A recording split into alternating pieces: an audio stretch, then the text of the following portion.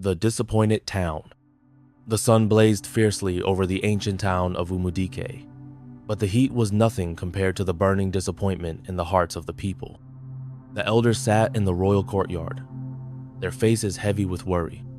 The prince, Obinna, had just returned from studying abroad at Oxford University, and the entire town had expected him to take a wife immediately and ascend the throne. But Obinna was different. He was educated, exposed, and stubborn. He refused to marry just any girl from the village.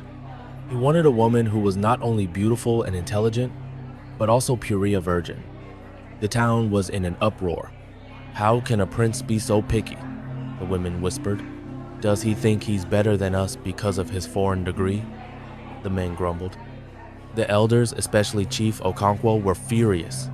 His own daughter Adaobi had been groomed to be queen, but Obinna had rejected her, saying he wanted to choose his own wife. As the town murmured in anger, a young girl named Amara watched from a distance. She was beautiful, kind, and intelligent, but she carried a dark secret, a secret that would soon shake the entire kingdom. The palace was silent except for the sound of Obinna's footsteps as he paced the length of his father's old throne room. His mind was troubled. The elders had given him an ultimatumary within 3 moons or lose his right to the throne. His mother, Queen Neka, watched him with sad eyes. "My son, why do you resist tradition? The people are angry. The gods may turn their backs on you." Obinna stopped and turned to her. "Mother, I will not marry a woman I do not love, no matter what the elders say. If I am to be king, I must rule with wisdom, not fear." Outside, the town buzzed with gossip. Some said Obinna was cursed by the white man's education.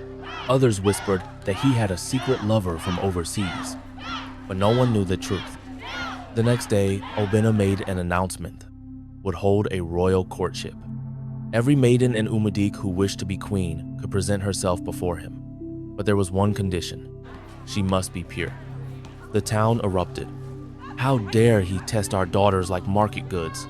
the women protested. "Does he think our girls are not good enough?" the men roared. But the boldest girl stepped forward, eager for the chance to become queen. Among them was Amara, her heart pounding. She had once been the most respected girl in Umudiki, until one mistake ruined everything. 2 years ago, Amara had been pressured by her friends into dating Emeka, a flashy Yahoo boy who promised her the world. He lured her with sweet words and expensive gifts, and in a moment of weakness, she gave him what she could never take back. When Emeka abandoned her, her friends laughed. "We knew he would dump you. Did you really think a rich man would stay with a village girl?" Now, she stood before the prince, praying her past would not be exposed. But someone knew her secret, and they were waiting for the right moment to destroy her. The day of the royal courtship arrived, and the village square was packed with people. Young maidens dressed in their finest attire stood in a straight line, their hearts pounding with hope and fear. Obinna sat on a decorated stool, his face unreadable. Beside him were the elders, their eyes sharp like hawks, searching for any flaw in the girls.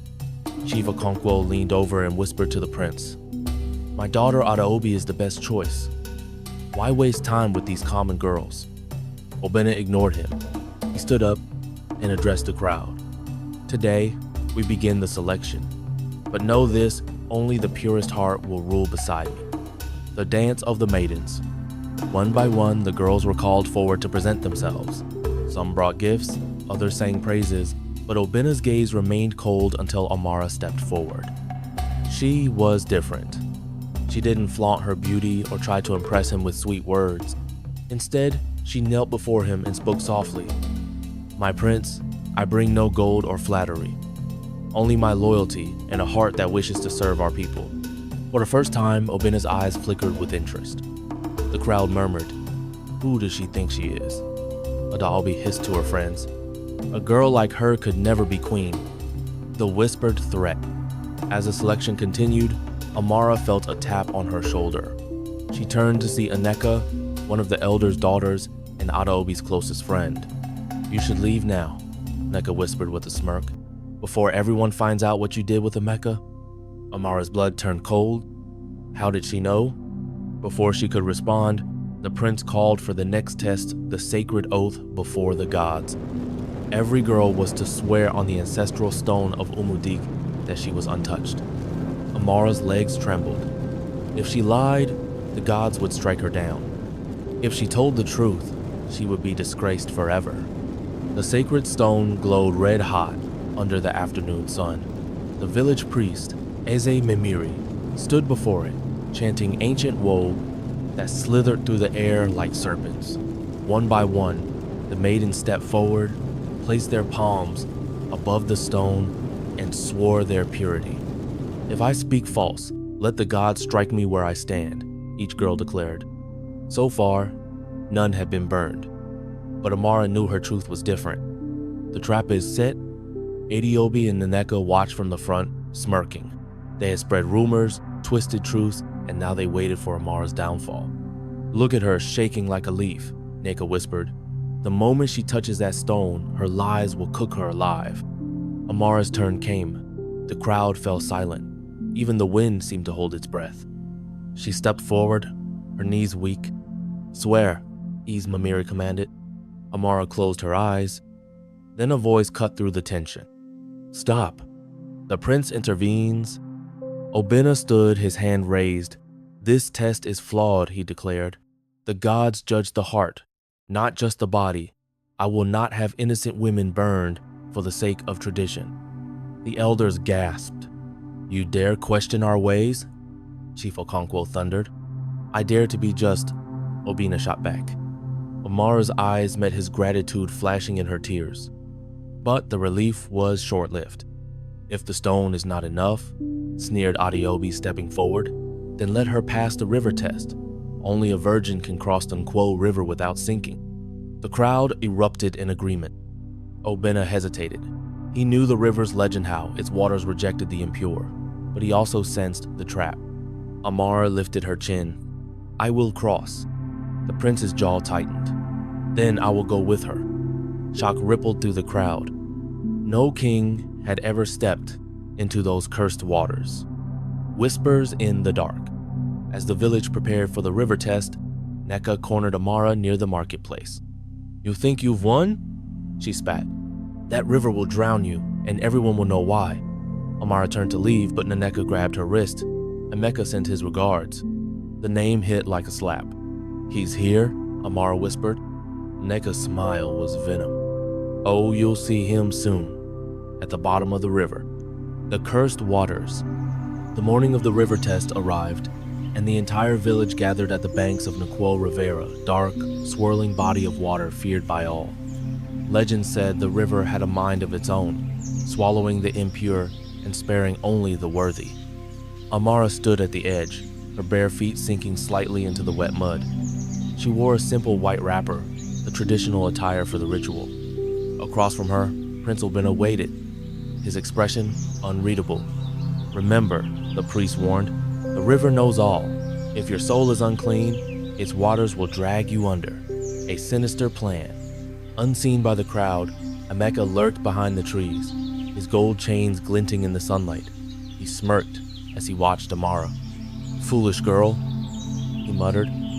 "You should have stayed gone." Beside him, Adaobi handed him a small, twisted root. "Make sure she doesn't come back up." The crossing begins. The drums started, their deep beats vibrating through the air. Amara took a deep breath and stepped into the river. The water was icy, biting at her skin like 1,000 tiny teeth. Obinna followed closely behind, his gaze never leaving her. At first, the water only reached their knees, then their waists. Then, a sudden tug. Amara gasped as something wrapped around her ankle, yanking her down. The hidden hand. Beneath the surface, shadowy hands not of the river, but of men pulled at her legs. Emeka's hired thugs had hidden in the reeds, waiting to drown her. Amara thrashed, bubbles escaping her lips as she fought for air.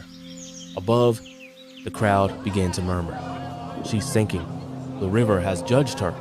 Obinna's eyes narrowed. Something wasn't right. The prince's choice. Without hesitation, he dove under. The water was murky, but he saw them 3 men holding Amara down.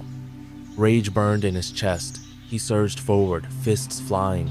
One man reeled back, blood clouding the water. Another let go of Amara to attack, but Obinna was faster. With a final kick, the last thug fled. Obinna grabbed Amara and broke the surface, gasping. The truth revealed. The crowd erupted. The river didn't reject her. Someone tried to kill her. Emeka and Adaobi exchanged panicked looks and slipped away into the chaos. Amara coughed up water, her body trembling. Obinna held her close, his voice low. Who did this? Her lips parted, but before she could answer, a scream pierced the air. The elder's ultimatum. Chief Okonkwo stood, his face twisted in fury. This test is void. The girl has brought violence to our sacred ritual. The other elders nodded. She is cursed, unfit to be queen. Obinna helped Amara to her feet, his grip firm. No, he said, loud enough for all to hear. She was attacked, and I will find out who's responsible. Silence fell. Then, from the back of the crowd, a voice rang out. Ask her about Emeka. Amara's heart stopped. The name that shattered the silence. The moment the name Emeka left the stranger's lips, the crowd erupted into chaos. Whispers spread like wildfire. Emeka, the Yahoo boy, didn't he date Amara before? So she's not pure after all. Amara felt the weight of 1,000 accusing eyes on her. Her legs threatened to give way, but Obinna's grip on her arm tightened, steadying her. Who said that? The prince demanded, scanning the crowd. No one answered. The broken trust. Chief Okonkwo seized the moment. You see? Even the gods are exposing her lies. She is not fit to stand by your side, my prince. Obinna's jaw clenched. He turned to Amara, searching her face. Is it true? Do you know this Emeka? Amara's throat tightened. She wanted to lie, to deny everything but the truth, was a beast that could no longer be caged.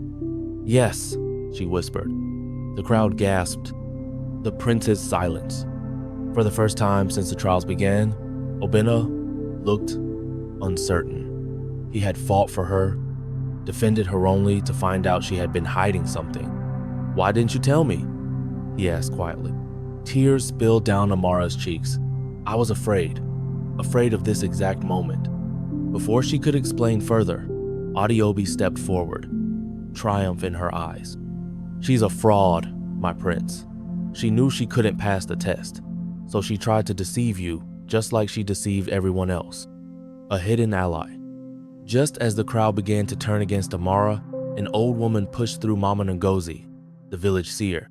Her voice, though frail, carried authority. Wait, she croaked. The river did not reject her. The gods have not spoken against her. Only men have. The murmurs died down.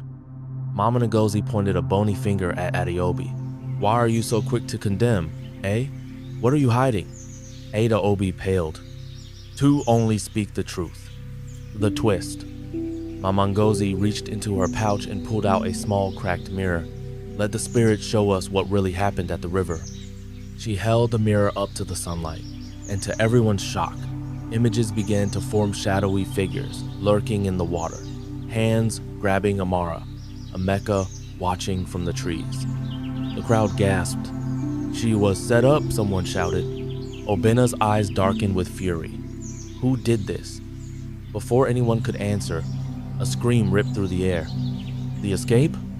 Emeka, realizing his plot had been exposed, bolted toward the forest. Stop him! Obinna roared. Village guards took off in pursuit, but Emeka was fast and desperate. Amara, still shaking, turned to the prince. Now do you believe me? Obinna hesitated. I believe someone tried to kill you, but the question remains, why?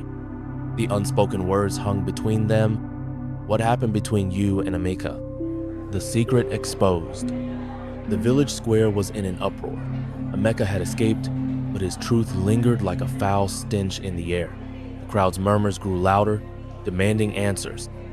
Amara stood frozen, her body still damp from the river, her heart pounding like a drum. She could feel the prince's piercing gaze on her, waiting, questioning. Speak, Obinna commanded, his voice low but firm. Who is Emeka to you? The confession. Amara swallowed hard. There was no running now. 2 years ago, she began, her voice trembling, Emeka came to our village with his fast cars and designer clothes. He promised me the world, and I was foolish enough to believe him. The crowd leaned in, hungry for the scandal. He made me feel special, but when I gave myself to him, he left, laughed with his friends about how easy I was. A pained silence followed. The prince's wrath. Obinna's fist clenched. And you hid this from me? I was ashamed, Amara cried. I knew no man, especially not a prince, would want me after that. But I swear I have never been with anyone else. Adaobi scoffed loudly. Lies!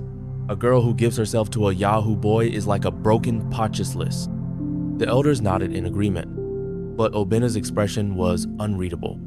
A shocking revelation. Just then, Mama and Josie hobbled forward again, her ancient eyes gleaming. There is more to this story, she croaked. The spirits whisper of betrayal, not by Amara, but by those closest to her. She turned to Adaobi and Neka. You two, you knew Emeka would ruin her, didn't you? Neka's face drained of color. What nonsense is this? Mama Ngozi smirked. Shall I summon the truth from your own lips? Before Neka could respond, a terrified scream cut through the crowd. The traitor unmasked. Emeka had been caught. The guards dragged him forward, his expensive clothes torn, his face bloody. He glared at Amara and spat at Adaobi's feet. You promised me money if I ruin her, he snarled. Where is it? Gasps exploded across the square. Adaobi stumbled back. You liar. I never. Enough, Obinna roared. The prince's judgment. He stepped forward, his royal authority silencing the crowd instantly. Adaobi, Neka, you conspired to destroy an innocent girl's reputation. You manipulated Emeka into seducing her, then tried to have her killed. Adaobi fell to her knees, sobbing. I just wanted to be queen. Obinna's voice was ice. You are banished from Umudike forever. The elders tried to protest, but the prince silenced them with a look. Then he turned to Amara. And you should have told me the truth. Her heart sank. But, he continued, no one deserves to be punished for being deceived. A flicker of hope ignited in her chest. The final test. There is one last way to prove your purity, Obinna announced. The flame of truth, the fire that burns only lies. Will you face it? Amara didn't hesitate. Yes. The crowd erupted against him in support, others in disbelief. As the sacred fire was prepared, Emeka smirked from where he was being held. You'll regret this, Amara, he whispered. But she ignored him. She had survived the river. She would survive the fire, the flame of truth. The sacred fire pit blazed in the center of the village square, its flames licking hungrily at the night air. The entire village had gathered, their faces glowing orange in the firelight, their whispers a restless hum. Amara stood before the flames, her hands trembling. The flame of truth was the final test of fire that would burn only if she lied. Obinna stood beside her, his face unreadable. If you speak true, the fire will not harm you, he said. But if you lie, it will consume you. She nodded, her throat dry. The accusation. Chief Okonkwo stepped forward, his voice dripping with disdain. Let her swear before the gods that she is pure. If she is lying, let her burn. The crowd murmured in agreement. Amara took a deep breath and stepped closer to the fire. The heat was intense, already making her skin prickle with sweat. I, Amara of Omudiki, she began, her voice steadying. Swear that since my mistake with Emeka, I have remained pure. I have not been with any man since that day. The flames flickered but did not rise. The deception revealed. Just as relief began to flood her, Emeka laughed loudly from where he was restrained. Oh, that's rich, he sneered. What about last month when we met in the forest? Or did you forget that too? The crowd gasped. Amara's eyes widened. That's a lie. I haven't seen you in 2 years. The flames roared suddenly, stretching toward her like grasping hands. The prince's doubt? Obinna's expression darkened. Amara, I swear. "I'm telling the truth," she cried. The fire surged again, this time nearly singeing her skin.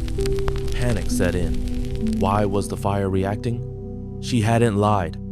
The hidden trick. Mama Ngozi suddenly pushed forward, her eyes narrowed at Emeka. "Liar," she hissed. "You carry a charm lie that poisons the flame?" Before anyone could react, she lunged at Emeka and yanked a small black pouch from his pocket. She threw it into the fire. The flames turned dark, then let out a deafening bang-like thunder, cracking the sky. When the smoke cleared, the fire burned normal again. The true test. Mama Ngozi turned to Amara. "Now, speak your truth again." Amara, shaking, repeated, "I have not been with any man since Emeka betrayed me 2 years ago." This time, the fire did not move. Silence, then cheers erupted. The fall of the deceivers. Obinna turned to Emeka, his fury terrifying. "You dared manipulate sacred fire?" Emeka, now exposed, spat on the ground. "I was paid well to ruin her. Ask them." He jerked his head toward Adaobi and Nneka, who were trying to slip away. The crowd grabbed them, dragging them forward. "You plotted against an innocent girl?" Obinna said, his voice deadly calm. "You tried to deceive the gods. For that, you will face banishment, but not before the village knows exactly what you did." The prince's choice. With the truth finally revealed, Obinna turned back to Amara. "You have suffered greatly because of others' envy," he said. "But you stood before fire and were not burned. The gods have spoken." He reached out, taking her hand. "Will you stand by my side as queen?" Tears streamed down Amara's face as the crowd erupted into celebration. But in the shadows, Chief Okonkwo's eyes burned with fury. This was not over. The coronation storm. The village erupted in celebration as Prince Obinna declared Amara his chosen queen. Drums thundered, women ululated, and palm wine flowed freely.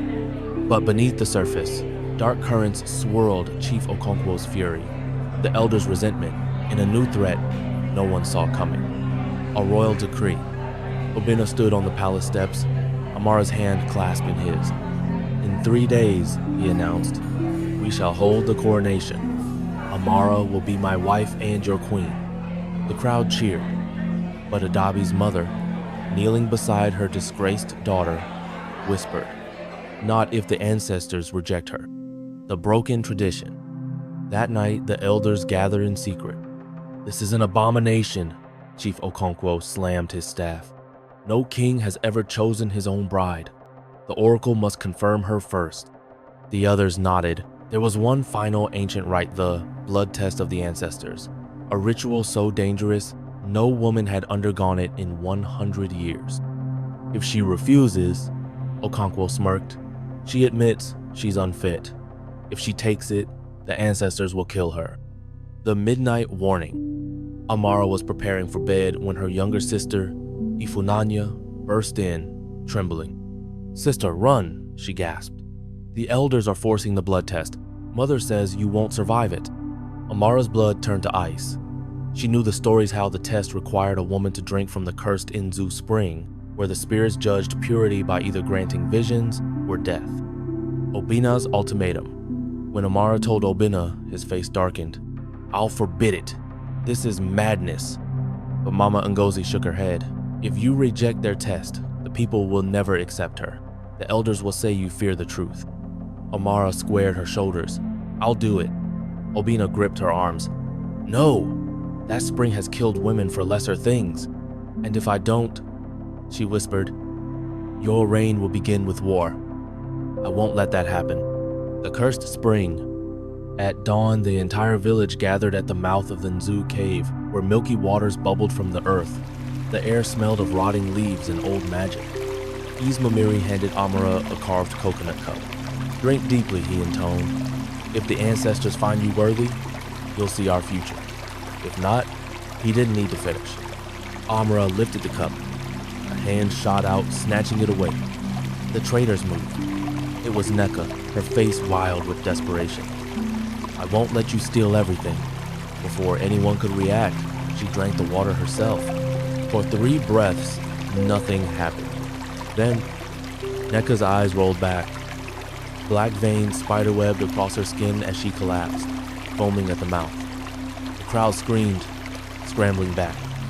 Ismamiri checked her pulse, then looked up gravely. The ancestors have spoken, but not for her. He turned to Amara. Now you, the final choice. Obinna stepped between them. Enough! No more tests! But Amara gently pushed past him. For our future, I must. She took a new cup, raised it to her lips. Thunder cracked overhead. The ground trembled as the spring's waters turned blood red.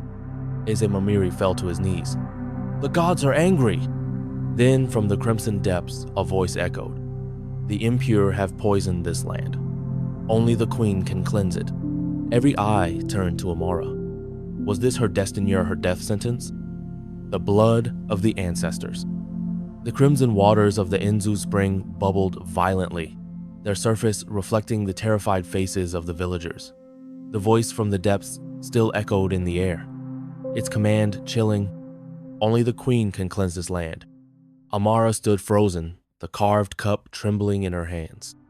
Obinna grabbed her wrist. No, this isn't a test, it's a death sentence. But Ismamiri, the priest, stepped forward, his aged face grave. The ancestors have spoken. If she does not drink, the curse will fall upon all of us. The choice? Amara looked at the faces around her, the elders' smug satisfaction, the villagers' fear, Obinna's desperation. She knew the truth. This was never about purity. It was about power, and she was done playing their game. I will drink, she declared, her voice steady, but not for your test, for my people.